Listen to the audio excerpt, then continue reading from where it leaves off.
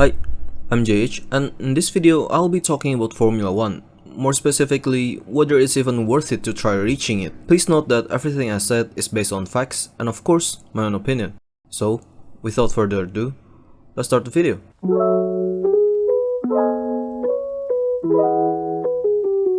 So imagine this, you're a little child and by some coincidence you fell in love with a sport where people are driving in extremely dangerous fast cars around the track over and over again. It's that, or your parents is an F1 fan and wanted you to be an F1 driver, or he's a multi-millionaire or a billionaire that have money to spare.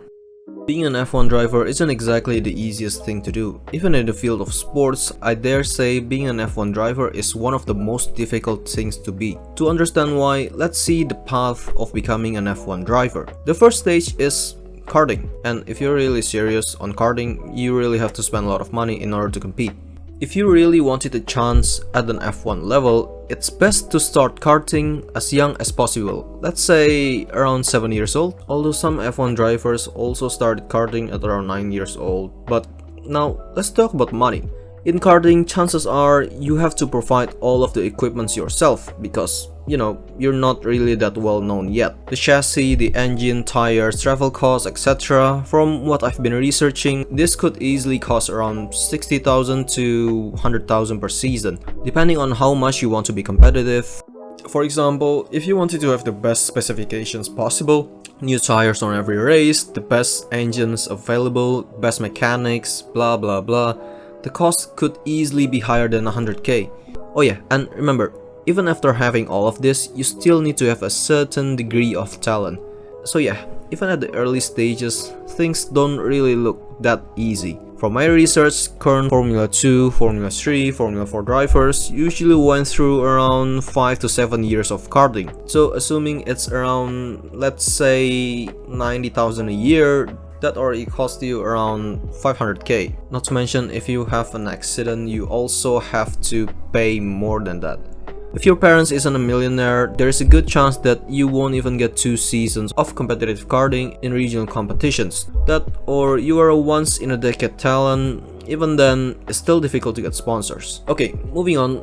Let's say you managed to get some decent results in the karting series, and now you wanted to move up to the Formula 4 series. There is a lot of series to choose from here. Here is the list of the potential Formula 4 series maybe you are interested to participate in. For a benchmark, the United States Formula 4 series costs around $130,000 to $200,000 per season. You also need to get a competitive team, so I would imagine there would be an extra cost. Well, there's also the Young Driver program, but getting into a Young Driver program doesn't mean that you will get fully sponsored by the team. Most likely, you still need to pay a certain amount of fees, but at least you have a support and connections of an F1 team. However, if you didn't get an offer, it means that you have to do things independently, such as finding teams and paying all the fees by yourself.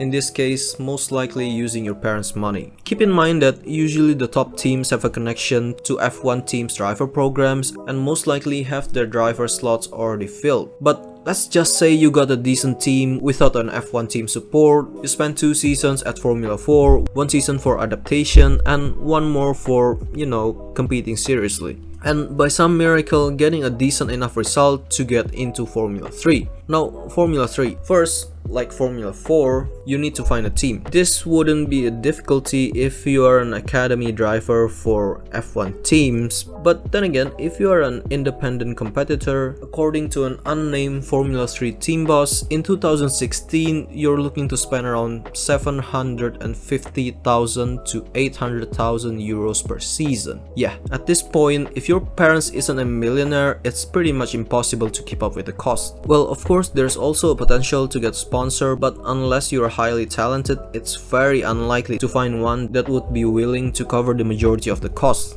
Okay, so now you're in Formula 3, also spending 2 seasons there.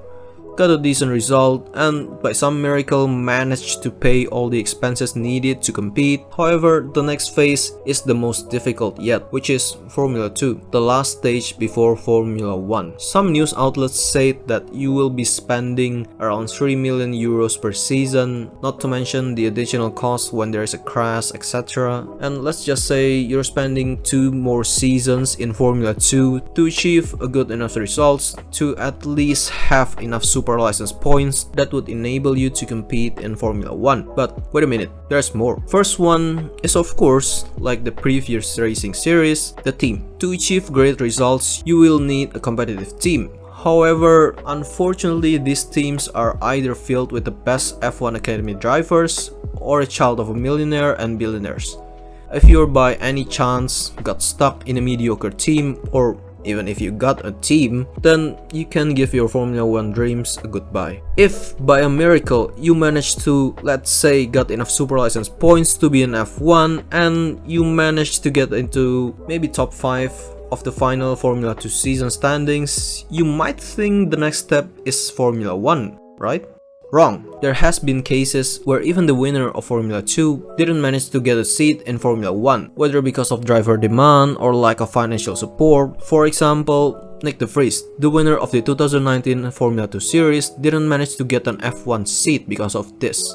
In fact, Oscar Piastri, who managed to win the 2020 Formula 3 Championship and 2021 Formula 2 Championship, both as a rookie, didn't even manage to get a regular seat for the 2022 F1 drivers lineup because of monetary reasons. The best example of this situation is Guan Yu Zhou, who managed to get the Alfa Romeo seat for the 2022 F1 season despite achieving less than Piastri. It's been reported that his sponsors are ready to pay approximately 30 million euros for that seat. Yeah, good luck competing with that. Well, at this point, you've already spent around 8 to 10 million euros and getting an F1 seat is highly improbable. Oh yeah, I almost forgot. Also, in order to get into Formula 1, other than competing with aspiring junior drivers, you also have to compete with the more experienced and skilled Formula 1 drivers for that seat, which is near impossible unless they're at the end of their career. In conclusion, to answer the question, is it even worth it to get into Formula 1? My answer is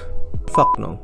Personally, I would stop at the karting stage. The costs are way too ridiculous for normal citizens, and let's be real, we're not competing on a level playing field. It's essentially pay to win, not to mention the extremely small amount of F1 seats available, which is only 20 worldwide. It's not really a viable career choice.